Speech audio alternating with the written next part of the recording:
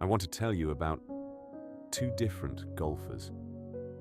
They are both standing over a golf ball, both holding the same club, both about to make a swing, but something is completely different about them. The first golfer is still, almost frozen, their eyes fixed on the ball, their mind running through a checklist. Grip, stance, takeaway, shoulder turn. They are thinking. Carefully, deliberately, consciously thinking about every part of what they are about to do. The second golfer glances down at the ball and then their head swivels towards the target. They are seeing something, a picture forming in their mind of exactly how they want this shot to fly. The shape, the height, the landing spot. Then they look back at the ball and they swing. Same game, same ball, same club. Two completely different minds. After 30 years of coaching golf, I have come to believe that understanding the difference between these two states of mind and knowing which one belongs where might be the most important thing a golfer ever learns. In all my years of coaching, I have always talked about two different mindsets in golf: the practice mindset and the playing mindset. The practice mindset is analytical and intellectual. It thinks about the body, the movements, the mechanics. It watches, adjusts, corrects, and rebuilds. It is the mind that asks, what does that feel like? What does it look like? Am I doing this right? This mind is genuinely valuable. On the practice ground, working on a swing change, building a new movement pattern, you need it. It has a real and important place in the game. But that place is the driving range, not the golf course. The playing mindset is something entirely different. It doesn't think about the body. It doesn't monitor or correct or analyze. It sets an intention, a clear, specific, vivid picture of the shot it wants to create. And then it lets go. It trusts. It allows the body to do what hours of practice have already prepared it to do. And here is the thing that I find so fascinating about this.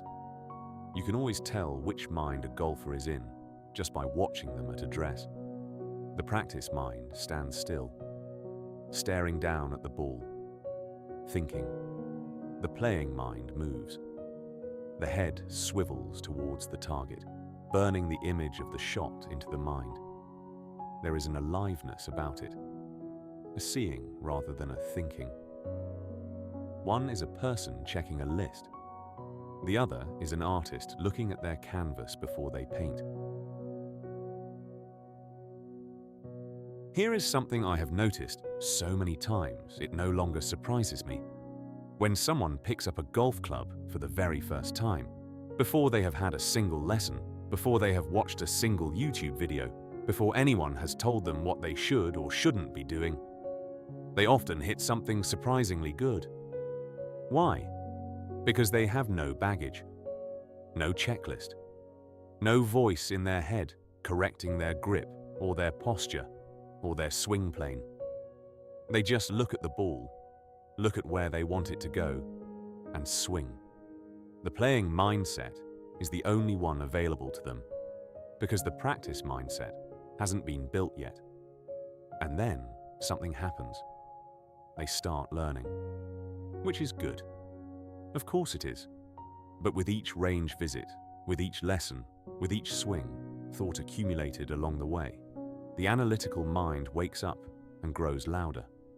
And gradually, innocently, the playing mindset, that natural creative freedom they started with, gets quieter and quieter. The beginner's mind, that beautiful, uncluttered seeing, slowly buried under the weight of knowing too much. I want to share something that happened to me once at a professional tournament. I was on the range with a player before the second round. He was warming up, and by his standards, he wasn't hitting it particularly well. After about 10 minutes, I could see it starting, the practice mindset beginning to rev up, the slight freeze over the ball, the thinking, He turned to me and said, "What does it look like?" "It doesn't feel right." I looked at him for a moment, and then I said, "Don't worry about it. You'll be fine when you're out there." And I walked away. He laughed. That quiet, knowing laugh of someone who had just been reminded of something they already understood. And he said, "Yeah, you're probably right." He went out and played one of his best rounds of the year. Nothing was fixed. Nothing was corrected. The swing that felt wrong on the range was the same swing that produced something remarkable on the course. The only thing that changed was the mind it was operating from. Now I want to step off the golf course for a moment, because I believe this is about something much bigger than golf. Human beings are naturally at their best when they are being creative, not occasionally, not as a luxury or a hobby or something to do at the weekend. Naturally, as in, this is what we actually are when we are not getting in our own way. The creativity looks different for everyone. For some, it is painting or music or writing. For others, it is cooking, gardening, building something with their hands. For others, still, it is a conversation, that rare kind where you stop monitoring what you are saying and something genuine and alive just flows. But whatever form it takes, you know the feeling. Time disappears. The analytical mind goes quiet. Something moves through you that feels more real, more alive, more like you than ordinary thinking ever does. That is the playing mindset, off the course and in the middle of your life. And here is the question I want to leave with you. How much of your day are you spending in your practice mindset? Analyzing, correcting, monitoring, managing, when you could be playing. Not because the analytical mind is bad. It has its place, just like it has its place on the driving range.